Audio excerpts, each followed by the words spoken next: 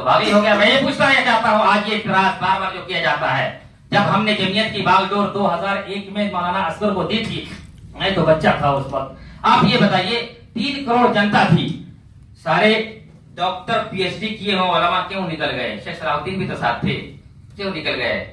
इसका मतलब कि तुम ही सच्चे हो, मुजरिम हो गए। डॉक्टर अब्दुल हकीम साहब मुंबरा में तोती बोलता है, सबसे बड़ा इदारा बंबई का सलफियों का।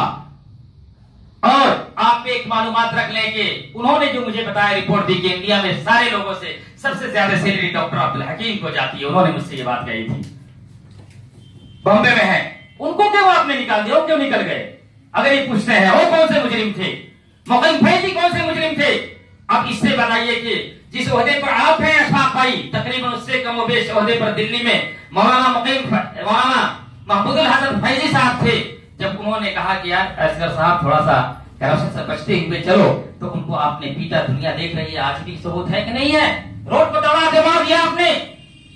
अब आप हमें भी मारिएगा तो हम मार खाएंगे, खा जाएंगे मार, लेकिन तुम्हारे लिए मार खाएंगे। तुम्हारे अंदर अगर ताकत है, तुम्हारी मां ने अगर हक बयानी के साथ तुझे जन्म दिया है, तो तू आवाज उठाकर देख और देख जनता कैसे आती है।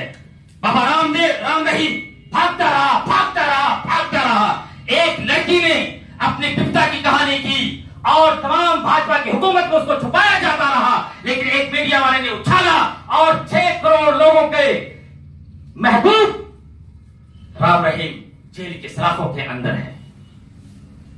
जुल्म की टहनी कभी फलती नहीं, नाव कागज की सदा चलती नहीं। आज आप कहते हो कि कल तक असगर अच्छे थे, कल तो आज कैसे तुम आगे हो गए? सवाल ही पैदा होता है। तो 6 करोड़ जनता का वो भी तो रहबर था जिसको राम रहीम कहा जाता था। मुजरिम जब साबित हुआ जुर्म तो जाकर जेल में गया। असगर साहब हमारे लीडर थे, हमारे रहनुमा थे, हमारे सब कुछ थे, और 3 करोड़ जनता की हमारे खासकर और रहबरी करते थे। पर उनका करप्शन सामने आया है, तो जब तक और इसका साफ और शफाफ जवाब नहीं देते, उनको हम मुजरिमाना हरकतों वाला कहते रहेंगे, चाहे गर्दन उड़ जाए। ऐसे कह दीजिएगा कि मत कहो।